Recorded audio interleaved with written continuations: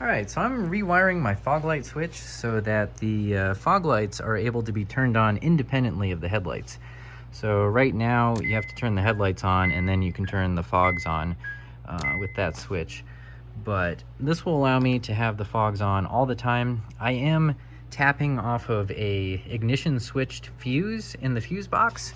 So I've got some extra wiring going on down here for some other stuff, and you should not tap fuses like this, just buy the little kit. But if you have a spare fuse in fuse slot 8, that one's ignition switched, so you can just use that like I have. And then up here, there are a few red wires, so you have to be careful. The previous owner did this. I don't know why this wire is like extended and crimped, but you want to cut the wire that is red and yellow. So there's a red and white striped wire, and then there's a red and yellow striped wire.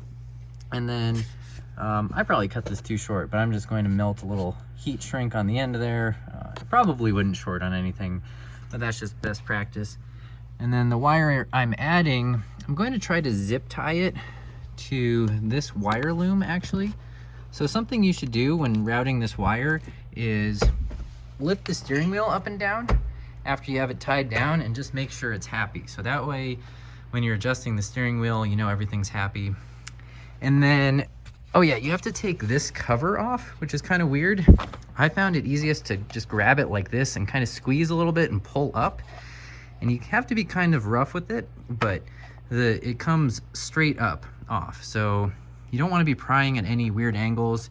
I don't think I broke any of the clips when I did that, but we'll see how it goes back together. Hopefully it doesn't rattle.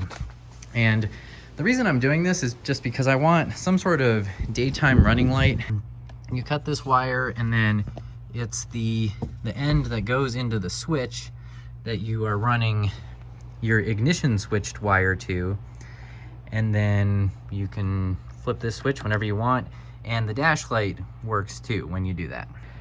All right, so I got things more or less buttoned back up, and as you can see now, headlights are off, and we turn the fog lights on, and the fog light thing turns on the dash even. The one disadvantage is that it does dim, so I'm just gonna turn that up all the way, and then there's basically no dimming. I'll just have to manually dim it at night. But as you can see, we got fogs and no headlights.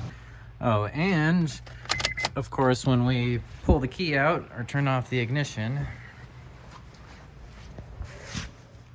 the lights turn off.